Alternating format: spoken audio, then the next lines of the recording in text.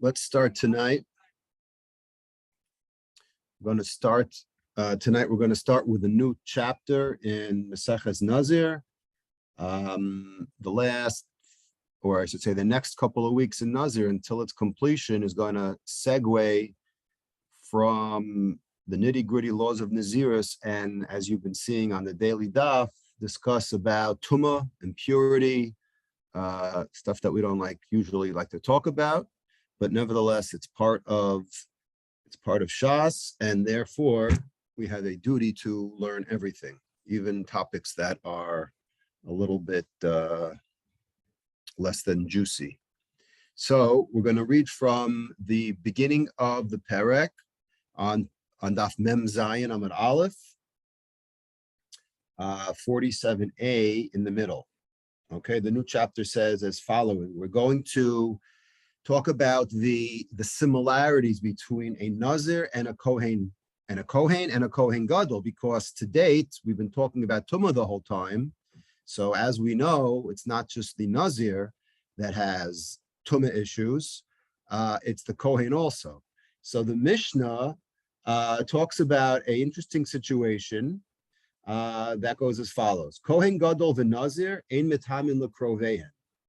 When it comes to a Kohen Gadol and a Nazir, right, we know that you are not allowed to attend the funeral of one of the Zayin Krovim. We know that the Torah talks about a son, a daughter, a brother, a sister, a father, mother, and a spouse. Those are what they call the big seven, right? Those are your closest of closest relatives, that when it comes to a regular Kohen, a Kohen that is forbidden to come in contact with a mace. However, we make an exception by the Zayin Krovim.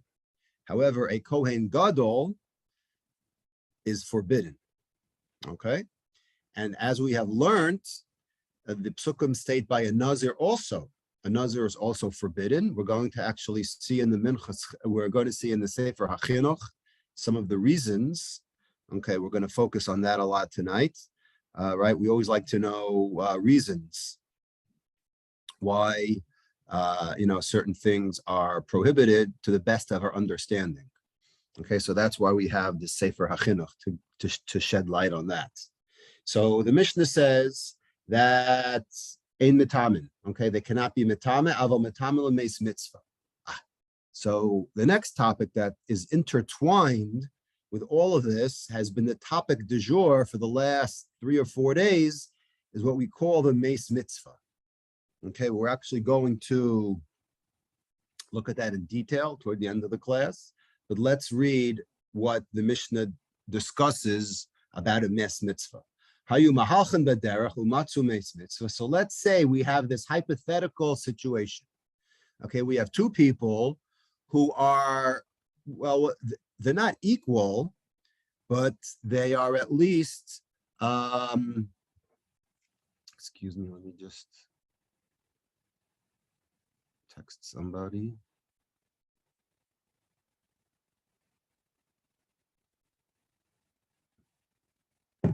Sorry about that. Who they're not equal, but they have similar laws in terms of tumah. So because both of them are on, we'll call a holy state, right, presently, and they each are prohibited to do the same thing. So, right, which one is more holy than the other, i.e., which one has to take one for the team and become tameh? Okay, that's the hypothetical situation that the Mishnah sets up. So they're both walking, and they found the meis mitzvah, right? So one way to do it is to flip a coin, right? You could play rock, paper, scissors, but the Mishnah doesn't discuss those options because it's not random.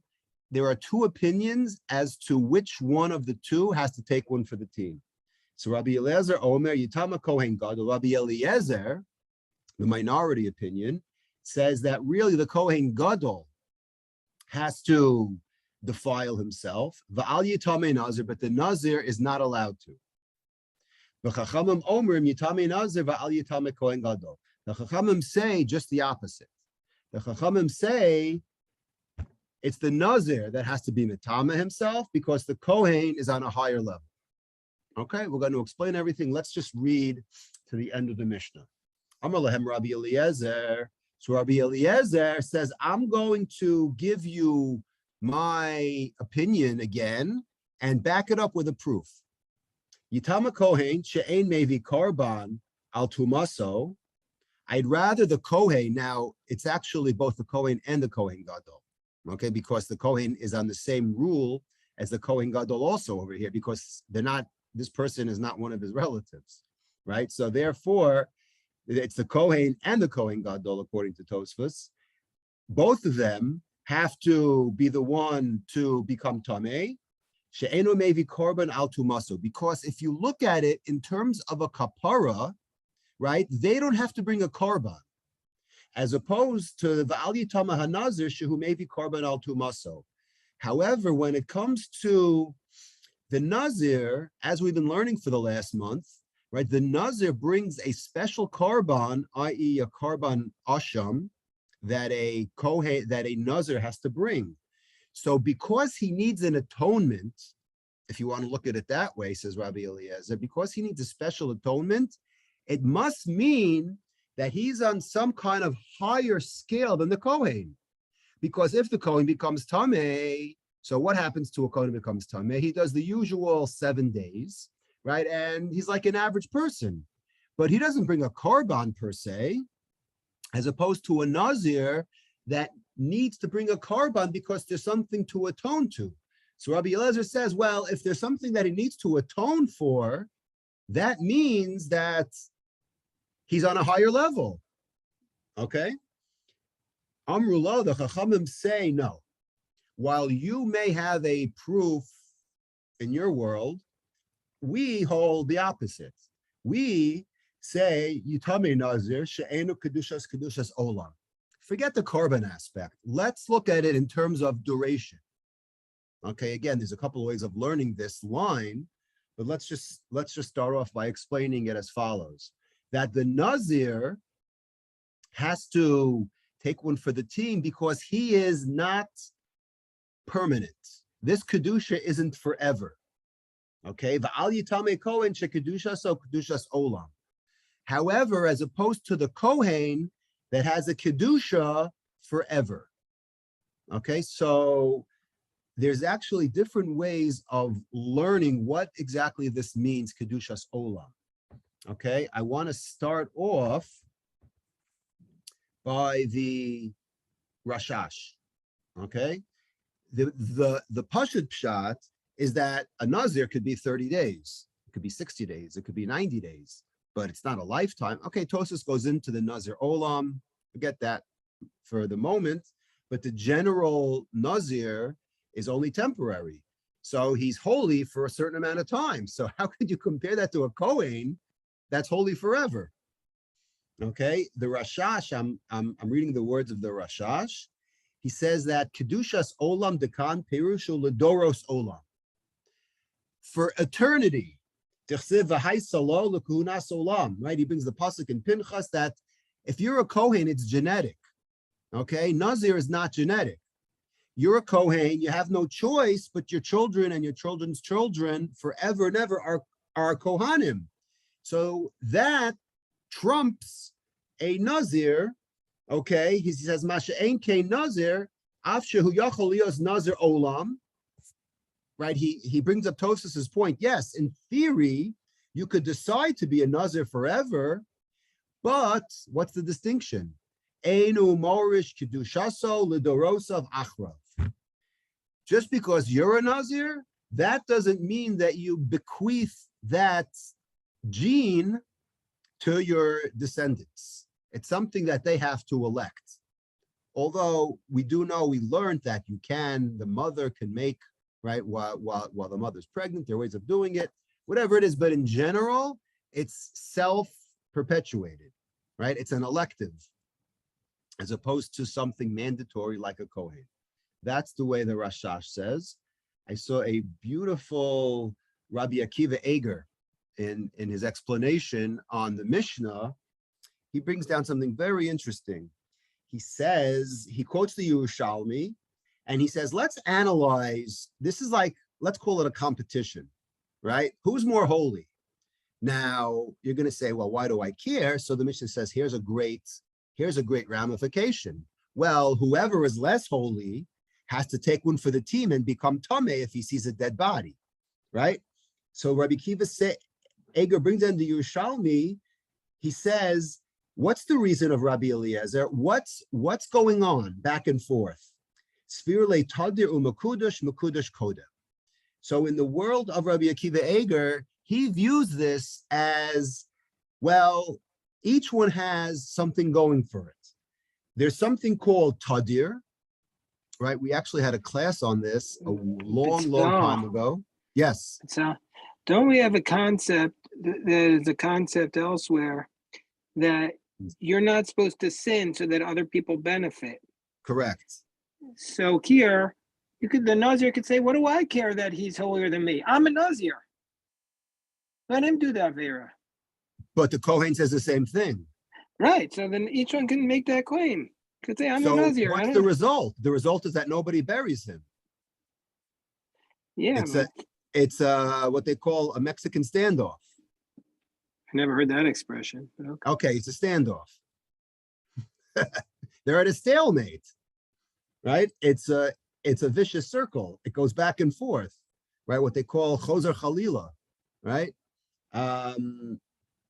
So therefore, something has to get done. So therefore, there has to be. Well, what if the Nazir? What if the Kohen Gadol was also his father? Oh, okay. So I was actually wondering that. If it's one of his krovim, right? So then he has two checks in his box, right? So that's an interesting point. Or you could say the other way, then it's Marasayan. Okay. All right, let's continue. So what's developing over here in this quote unquote competition is Tadir and Makudash. The Gemara in Zvachim, in Tzadi Aleph, I think, has a whole parak that talks about Tadir v'she'eno Tadir Kodem, which Korban comes first. And the Gemara actually brings up over there, what if I have something that's every day that goes up against something that is not as common, but it's holier? All right, and if you remember, the whole beauty of Tadir, so as I was saying, is that we had a shir on this, I don't know, I'd say about 1.5 years ago. If you remember, it started off where we were discussing Zeklal Gadol B'Torah, right? There's a couple of opinions. What is the most important pasuk, right? This is from the one of the Rishonim had a sefer. Off the top of my head, I don't remember where it's from. Maybe from the Chinuch, I don't remember. But the question is, what is the most important pasuk? So Rabbi Akiva says, "V'hafta l'orecha kamocha." Then there's another opinion, and I think it was Ben Azai that says, "It's akeves achat taseh b'boker," right? And if you remember, I brought up Cal Ripken and why he's one of those records that everybody agrees is never going to be broken, right? So that may jog your memory, right? It's not often that we mention Cal Ripken in a Gemara class, but that's the reason why I brought it up, is this model of consistency, which is the Korban Tamid. That's why, in a nutshell, the whole Tamidus, right? Someone who does something, even though it's trivial, if you do it every single day, like playing a game, right, for 22 seasons without injury, without anything, that's pretty remarkable. So that's a little bit about Tadir. But what if it goes against something that's called Makudash? So according to Rabbi Eliezer, the Kohen has the Tadir part going for him because he's a Kohen every single day of his life and has to do the service. But the Nazir has this elevated status of Makudash. Okay, so what comes first? What takes priority? So according to Rabbi Eliezer, he says Makudash takes priority, right? Because a Nazir, while he may be only a Nazir for 30 days, has that going for him, has the fact that he's holier, right? But the Chachamim say no. The Nazir has to defile himself because Tadir comes first, okay? So And Rabbi Kiva Eger says at the end that the Kohen, right, has a kedusha forever, right, which is considered tadir, and he says the yeshiva the Kohen Gadol gamken makudash yoter the kedushas olam v'havi tadir umakudash, and he says if you read the words, he has two things going for him. He's tadir and makudash because he's forever, right? That's called tadir and makudash. The fact that kedushas olam elevates you to being more kadosh even than a nazir. So that's the way this debate boils down to. And just another very, very interesting point I saw in the Maratz Chayes in the back. The Maratz Chayes brings down a similar discussion. Okay, the Maratz Chayes says, let me open it up here. The Maratz Chayes on Daf Mem Zayin says the following. There's a discussion brought down between the Rambam and the Ravid. Here's the question, okay?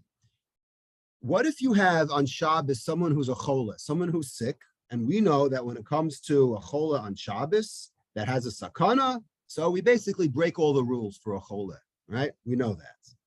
But he has a person who's cooking for him and he has to eat something on Shabbos.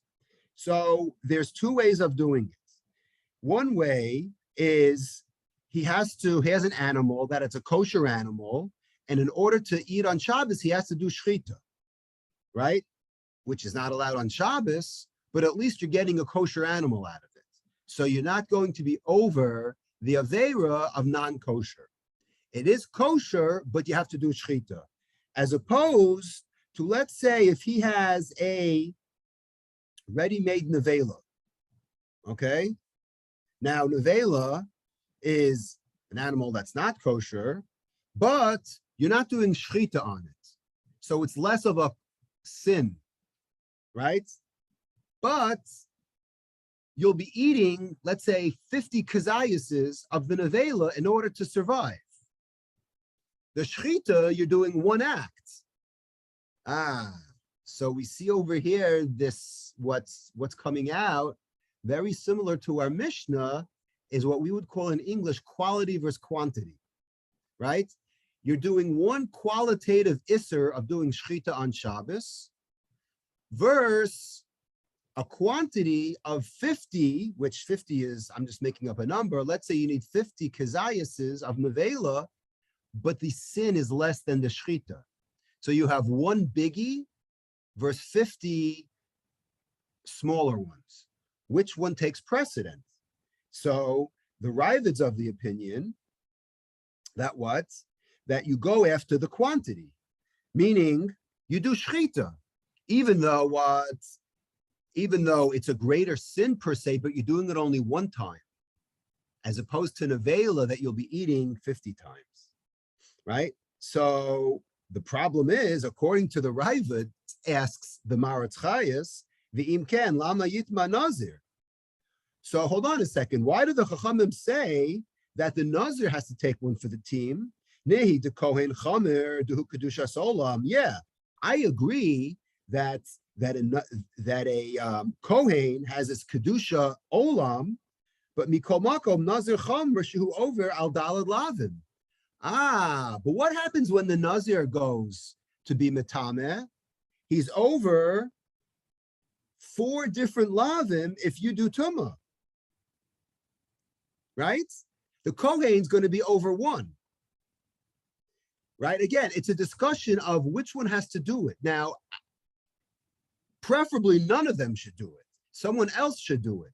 But if one of them has to do it, do you do the person who only has 1 lav, like a Kohen, or a Nazir who has 4? So this goes back to the quality quantity. So according to the Ravid, you go after 1, but that's a question on this Mishnah over here. How come he says that the Nazir does it, but he's got 4 of them? So this is an interesting situation that we apply this quality versus quantity concept that our Mishnah brings up as to which one has to be metameh, right? And we apply that to other areas throughout Jewish law And the Maharatz Chayes brought up a great example about doing an Isser on Shabbos. That's quality versus quantity. So I wanted to bring that up. And I thought that was very interesting. So let's dive now into this discussion about Tumah, right? This is a very, what's the word? I call it a little bit out there, a little esoteric, about why is it that the Kohen has to distance himself from Tumah in general? What is it about Tumah's mace that we talk so much about? Like, okay, people die all the time. It's part of life, right? It's the last stage of life, death. And okay, someone dies, so like, why can't you go visit him? Why can't you be in the same house, right? Why can't you go to a funeral of your best friend that died if you're a Kohen? So I want to read the words of the Sefer HaChinuch, Mitzvah 263, okay, 263. Misharshe HaMitzvah lefi she'hakohanim nivcharu la'avodos Hashem Baruch Hu. Okay, because the Kohanim were picked to do, right? They were picked as the soldiers of God, right? Kamosha Amar Akasa Kedoshim Yil Elokehem Aken Hirchikum Min Hames. Okay, so therefore they distance themselves from dead. She'inyan hatuma davar nimas v'ne'elach. He says the concept of tuma is something that is disgusting and vile. Okay, the guf ha'adam hameis pirshu chachamim shehu avi avos hatuma. In the hierarchy, if you've ever learned, Seder Taharas, that talks about the different levels of Tumah. So the Avi Avos, as they would say, the granddaddy of them all, is Tumas Hames. That's on top of the pyramid. Klomer Sheyeshlo Tumah Chazaka Ad Ma'od Lamala Mikol Tumah. It's the absolute pinnacle of Tumah. V'ha'inyan hu ki behefrid me'alav tzuras haseichel hachaya hatova. The Ishaer hu levado. So here it gets very, very interesting over here in his words. He says that what's the whole meaning of impurity, right? He says that because this mace is the primary source of Tumah, right? He says, is that the separation from him of the living. When a person dies, so his form, his intellect, everything about him, right, is gone. He's nothing, right? This person, all of his holiness left. And what's left? Bishagam hu basar pachus v'garua umishtokek el haros. What's left? Nothing. Everything's gone from him. He is completely void of what that person used to be. V'gam baraso rabba hichti hanefesh hayakara ba'oda shochenes etzlo. Aken roi sheyitame kol svivav b'hispashet me'alav kol hodu. Hodo, all of his glory was gone. Shezehu nefsho v'lo nishabo ki'im chemer hara. He's left with a decomposed body. Right? He's getting very, very graphic over here. But what he's explaining is that when your body goes, you're left with absolutely nothing. So it's the absence of life. So because we have an absence of life, all the life is taken away from this dead person, okay? So therefore, what's left is the ultimate form of Tumah, because the opposite of Tumah is Tahara, is purity, a living person. A dead person lost all of their good characteristics, okay? And therefore he continues on in saying that really the Kohen should distance himself from anybody who died. However, we make an exception by his 7 closest relatives, because they're related. So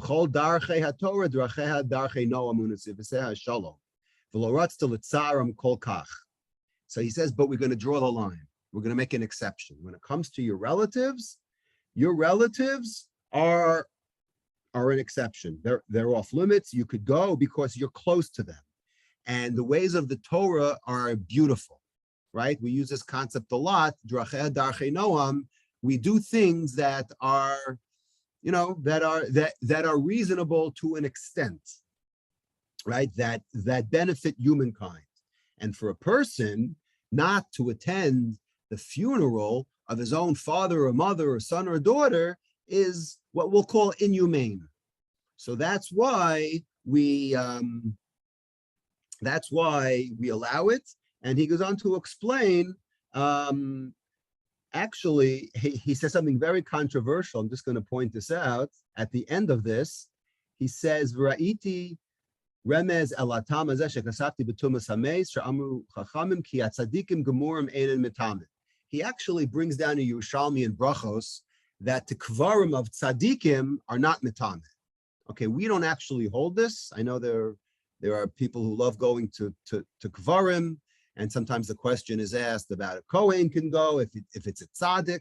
So there's a lot, I'm not going to talk about it right now, but there's a lot of discussion about whether a Kohen could go to, the kvarim in Europe or in Russia or, wherever they go around the world, Morocco, looking at, visiting the kvarim if they're a Kohen. Because if someone's a tzaddik, then this whole reason that the chinuch said doesn't apply anymore, because they're so holy that their holiness stays with them, not like an average person that's left with nothing, right? Again, the vacuum that's created of this lifeless person brings this concept of tumah. And that's, interestingly, the reason, I think it's Rav Shimshon Raphael Hirsch, who discusses why is it that we have tumah when it comes to a yoledes, tumah when it comes to a nida, because if you think about it, a woman who gives birth is losing someone inside of her, right? If you want to look at it that way, yeah, she's gaining a son or a daughter, but the actual person where it came from is now lacking another human being.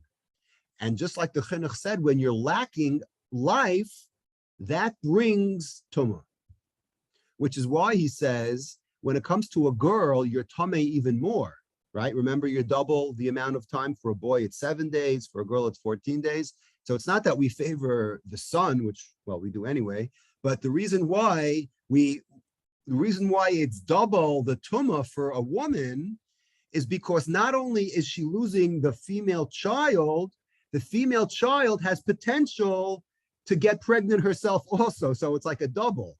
She has the ability to create life again in the next generation. So that's why the girl, if it's a girl, it's tameh for 14 days as opposed to 7.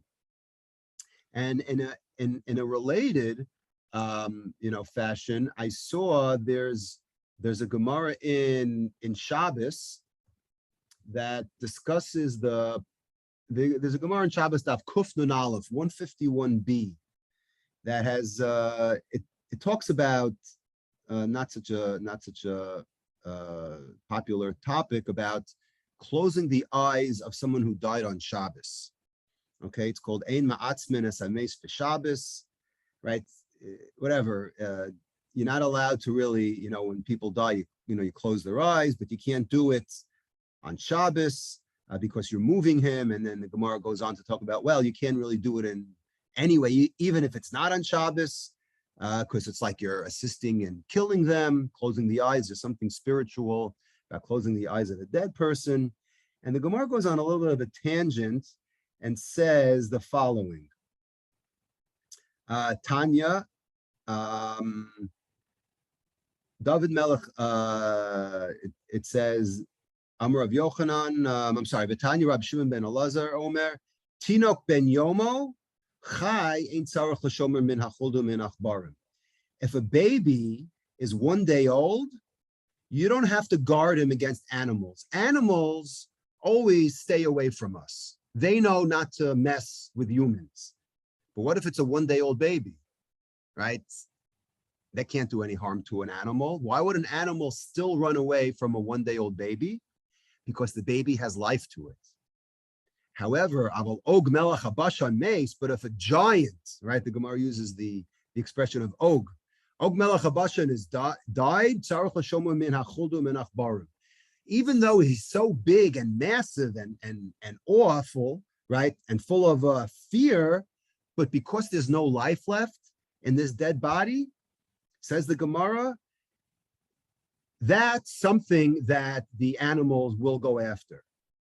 Shenema, the pasuk says, "Umarachem v'chitchem yihiyu." This is a pasuk when Noah came out of the teva. He was given the mitzvah again of pru urvu, and the pasuk says that the fear of humankind will be given on the animals. Kol zman she'adam chai, as long as a person has life in him, right? Emaso mutelis al habrios. Then there's awe that spread on people, and they know, listen, this person is still living. That's one thing. Kivan shemei spatla emosa. When that person is dead, then there's no more what we'll call fear. All that is lost, even if this person was very, very large. And this, of course, is one of the various sources, not to get into it now. It's, of the pro-life and people and leaving people on machines and when to pull the plug.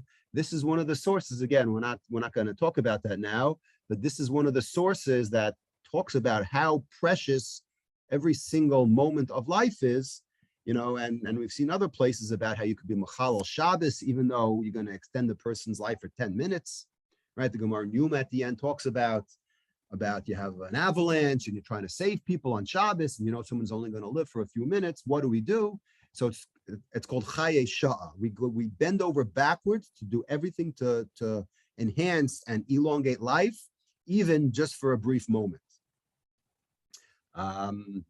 And I saw on that Gemara also a Kabbalist. We've spoken about this person, the Pele Yoetz. All right, I want to read what he says about this Gemara. He says, right? This is practical halacha. If you have a person who's ill in your house, right? There's an obligation on the person living there. You can't rest. You can't take it easy. You have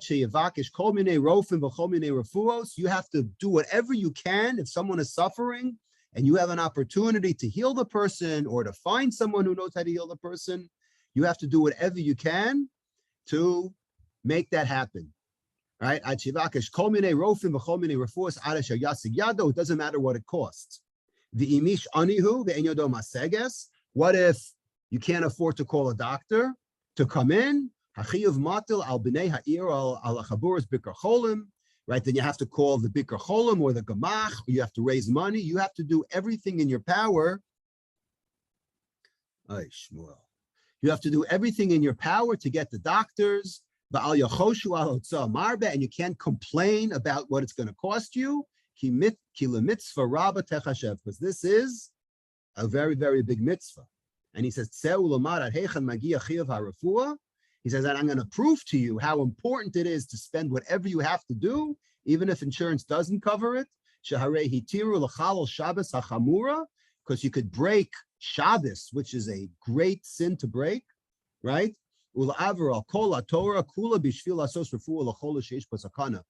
to a chol sheish bo sakana, you could break every rule in the book. And he quotes the Gemara in Shabbos, Mutov l'chal Shabbos achatz kadei sheyikayim Shabbos harbe. Right? We spoke about this before in Maseches Yuma, right? You have to live to see another day. If that means breaking Shabbos to live to see another Shabbos or another 10 Shabboses or the Shabbos the rest of your life, then you have to do whatever you got to do. And he says you have to pay and you have to do this. And he goes into right, and he said he has very, very sharp words to prove a point. He says, he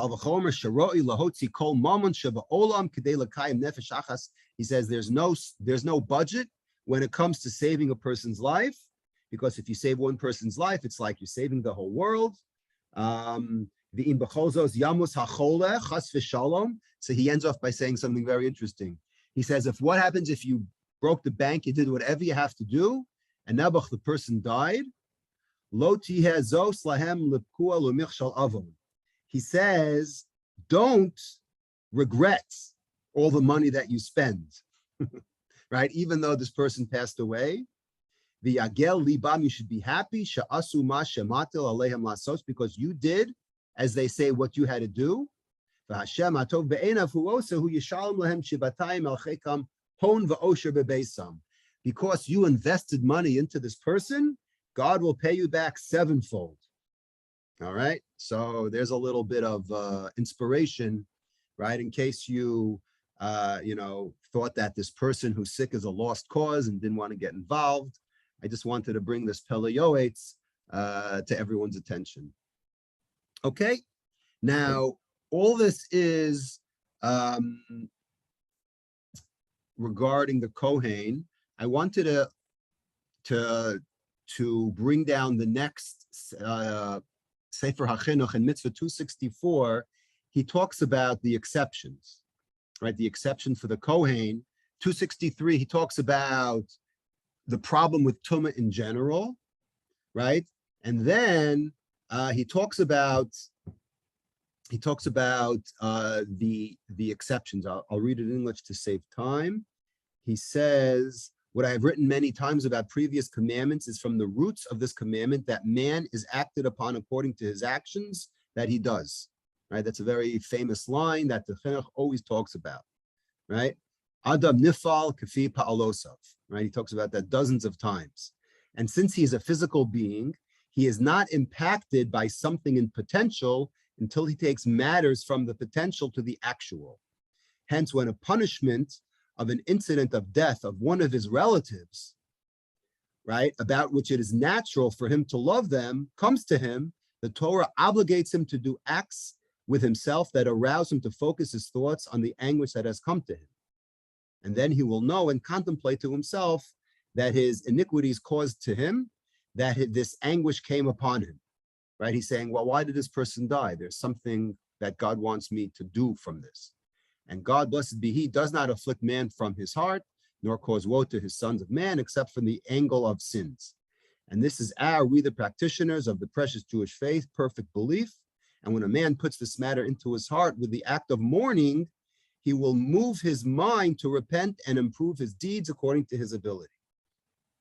So he's saying that, yeah, when you are able to be metameh, so this brings you to tshuva. So that's one of the reasons the Chinuch says why,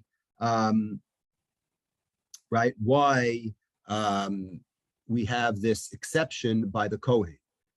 So let's flip back to the Nazir, because the Nazir is on the same level as the Kohen Gadol. So on the one hand, we don't, right? We basically ask the Kohen, we ask the Kohen Gadol to forget about his family, because the Kohen Gadol is the exception, right? So how can we ask the Nazir also to forget about his family and say, sorry, even though it's one of your 7 closest relatives, you, Nazir, are not permitted to attend the funeral. So to this, the Sefer HaChinuch says, he says, because a Nazir is the exception. He says, when a man that's a Nazir, I'll read it in English for time's sake, it's called Nazir Elokav, the crown of God is upon him.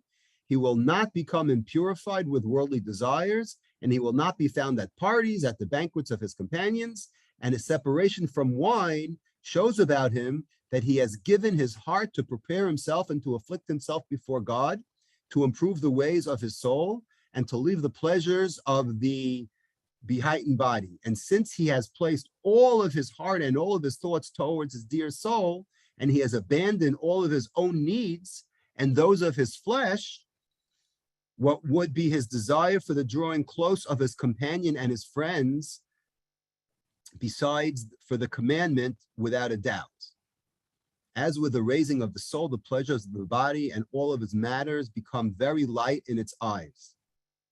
And more so, it will seek the company of other bodies, whether they be relatives or not relatives, and it will not find delight in any of these things besides to the holy service. So he keeps on saying that, yeah, I'm sorry, you elected to become a Nazir, So even though you have one of your Zayin Krovim that died, you are almost like the Kohen Gadol on that level. And I saw on to that note a Netziv. The Netziv says that the pasuk says that he's called Kodesh, right? The pasuk says Kol Yemei Nizro Kodesh Hula Hashem. He says there's two different ways that a Nazir becomes a Nazir. And we spoke about this a little bit in the introduction class. One is a positive, meaning I want to strive to do something. I want to elevate myself. He says, Kidele hiskadesh ulahasig ruach hakodesh. He says, I want to be holy and I want to get ruach hakodesh. I want to become closer to God, right? So the other one is like, well, I'm addicted. I have a bad Yetzer Hara.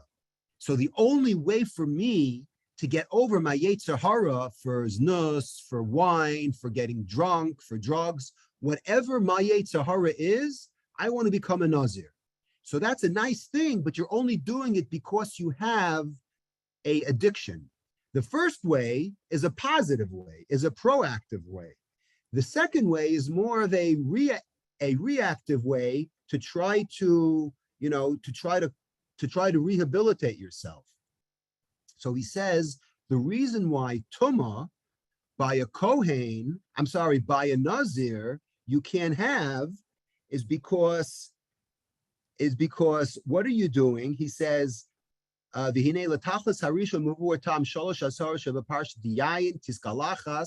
purpose of wine and the hair is to take you away from the taiva. But what about tumas hames? Are you telling me that tumas hames I get pleasure from? I understand wine and hair. Okay, that's one thing. But what is it about tumah? I don't get it. He says, "Akorchach mazer atzmo leolam." I'm sorry, I missed that. He says, "V'tumas meis bala hafrisho me'atzbus shemonea gamken meruach hakodesh she'enu ba el mitoch simcha." He says, you know why you have to stay away from tumah? Because being around dead people, okay, is depressing, right? I don't know if anybody here worked in a morgue, right? I can't think of a more depressing job to be around dead people. So therefore, what are you doing when you're around tumah? You're sad. And when you're sad, you don't have that line to God in this Ruach HaKodesh, right? Because getting that elevation to God is Enoba Element. You have to be Simcha. And if you're not besimcha, then you're not going to achieve what you wanted to achieve by becoming a Nazir. That's why the Netziv says that you have to stay away from Tumah, because that blocks your ability to have Simcha. So I thought that was also very, very interesting. I want to segue now a little bit, because we brought up this topic of Meis Mitzvah. So, right, the person is lying in the road. There's no one there to bury him. That's your classic Meis Mitzvah. If you look in the Shulchan Aruch in Yoredeya 374, the Shulchan Aruch defines a little bit more what a Meis Mitzvah is. I'm reading. Ezehu Meis Mitzvah shematzu baderech o be'ir shel oved kochavim. Right? He's in the road, right? You found him in the road, or you found him, right, in a city of non-Jews, the ein lo kovrim, and there's no one to bury him. So here's the question we should all be wondering. Why can't I call someone? Or what if there's a Yisrael there? Does a Kohen still have to go out of its way, have to go out of his way and bury a Meis Mitzvah if he has the ability to have a Yisrael do it? Right? So that's why the Shulchan Aruch says, ideally, you should have someone else do it. But if the cell reception is bad and you're in the middle of nowhere and it's only you, then he says you have to do it. But lechatchila, he says, right, If he can't find the Yisrael, the Avola Tapo Bo Lakover, Asr Bo Lazuz Misham, Laniach Hasames, you can't leave it alone. Afilu Leilach Le'ir Lahavi Kovrim. Even to go and spend an hour or two and find someone, you can't. Right? You have to do it yourself. El Yitami Atzmo, V'ikbarena. But he says, Avlim Hayu Yisrael Krovim Lamakom Hames, if you could summon a non-Kohen, right, and take care of it, you have to call them. Then ein zeh meis mitzvah. Then that's not called a meis mitzvah if there's an ability of a non-Kohen to come right away and bury the person. Right? Then that's that. So here's an interesting question. Yesh omrim imotze sheko yikbaruhu rak b'schar. What if you make a call and the Kohen says, I'll be over in a minute, relax. I'm sorry, the Kohen calls and the Yisrael picks up, right? The burial society will do it, right? But it's going to cost $1,000. So now who are they going to charge? Obviously, they're going to charge this Kohen that found it. So here's a good question. Do I have to be metama myself, right? Because I don't want to pay that $1,000 fee, or do I say, forget about it? Right? I have to be my time myself anyway. So what happens if your mitzvah is going up against a fee? So he says, Eino chayav liskor mishalo, ela metame im yirtzeh. If they're going to charge you, then then do it yourself. So that's an interesting law. And he ends off the law also by saying, Meis hanim tzav lo yedin im ovid kochavim im Yisrael. So now we're going to go back and say, hold on a second. What if we don't even know if he's Jewish? How about, right? That's an important part of this. We don't know if he's Jewish or not. So we say, Azlinan basa ruba hanimtzaim sham. We go after the majority. Im yesh shelo nuchal lomar, but he ends off by saying, unless we could apply the principle of kol kavua kamechza al mechzadami. Right? If you remember from about a month ago when we did the in-person, we spoke about statistics, right? And we said that, well, if it's kavua, we throw out statistics. So we're not going to talk about what kavua here means, but let alone, let's just say that it's difficult to explain how to apply kavua here. We'll leave that for a different day. So we have this concept of meis mitzvah. We know what it means. I want to spend the last 10 minutes or so on a Gemara in Brachos. And this Gemara in Brachos is actually brought up in Nazir on Daf Mem Ches and Daf Mem Tes in its discussion of meis mitzvah. And it talks about it in relation to a concept that's called when the Gemara talks about something called kavod habrios. Okay, the Gemara on Daf Yud Tes in Brachos says the following. The Gemara says, Amar Yehuda Amarav, Hamotze kilayim bebigdo, poshtan afilu b'shuk.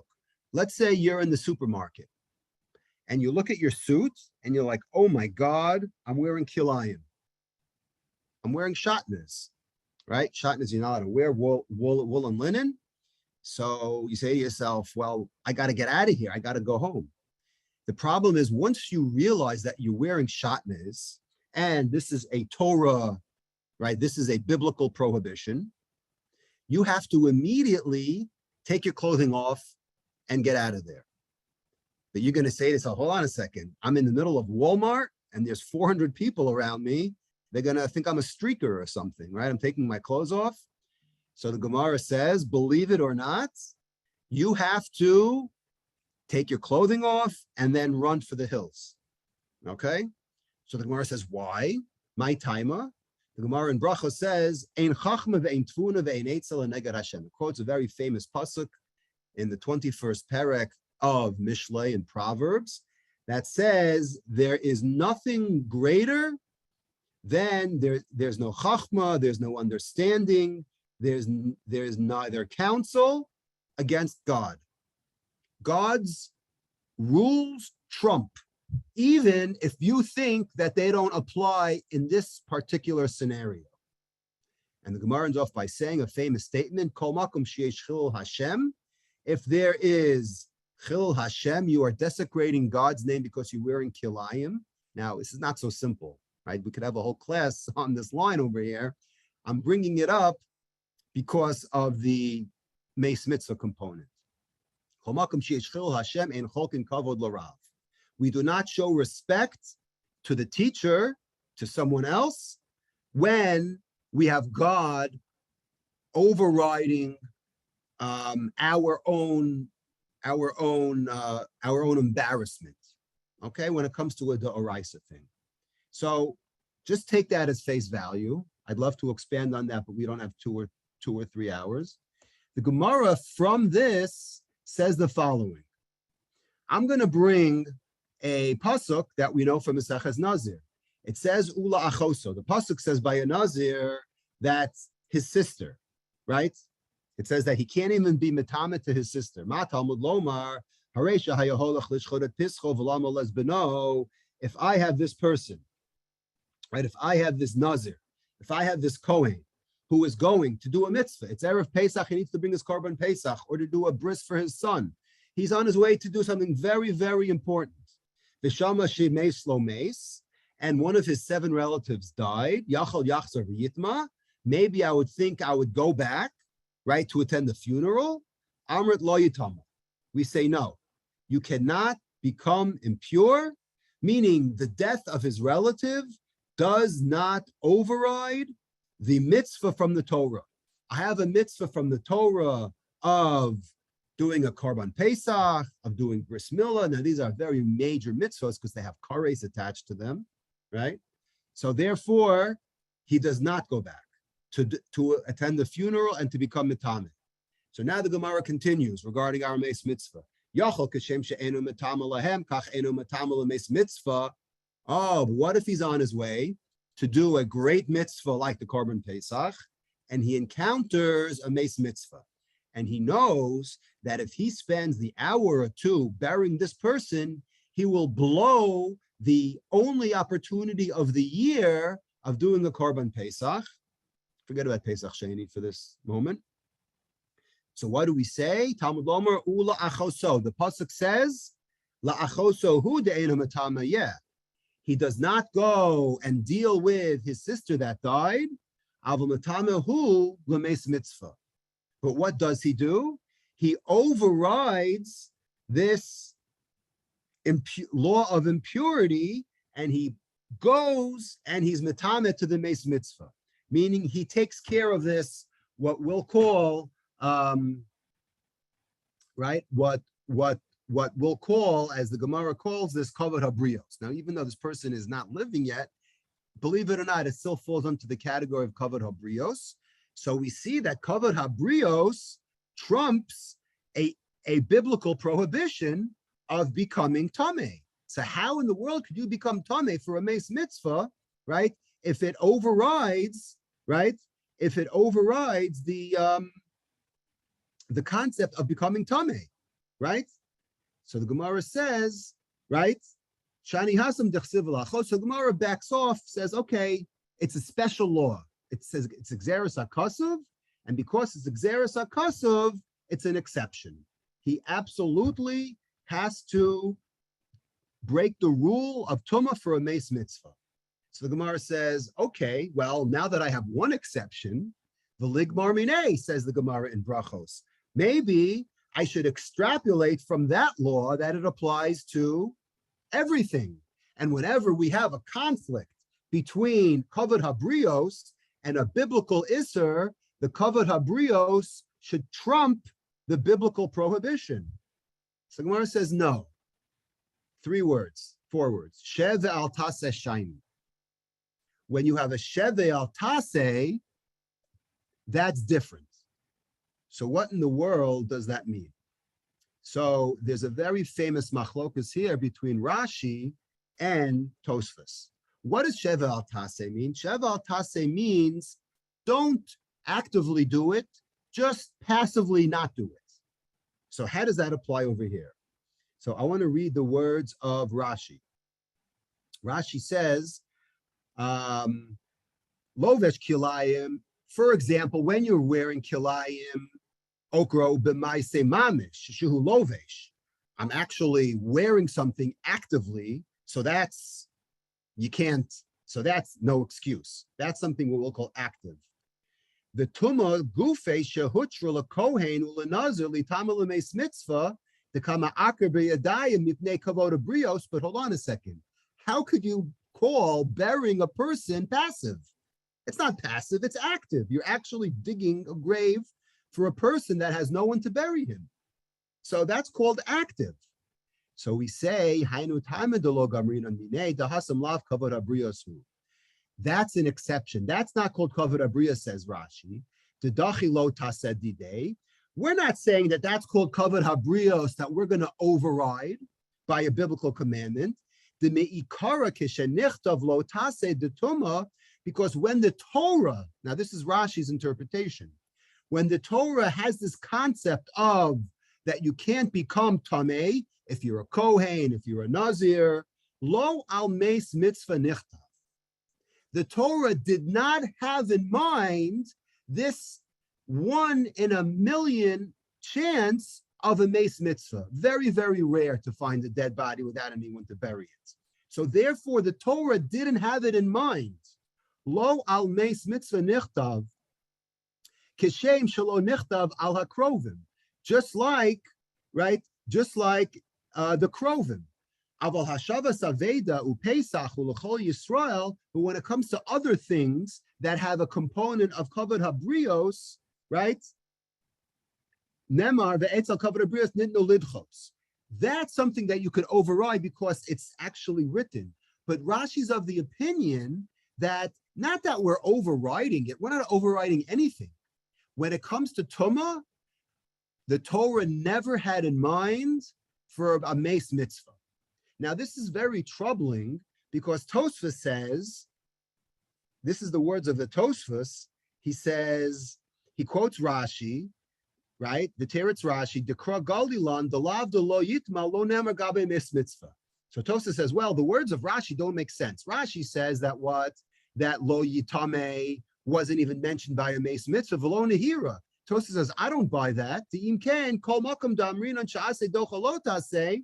Hold on a second. Whenever we have this concept that an aseh trumps a lo taseh, likre sheva al taseh. So then say the same thing over here. This is called a sheva al taseh. Ve'ech korele dechia. That's not called a dechia. What's an aseh dochalot taseh? I'm not allowed to wear kilayim. I am allowed to wear tzitzis. So if I have tzitzis and I have kilayim, the tzitzis overrides the kilayim.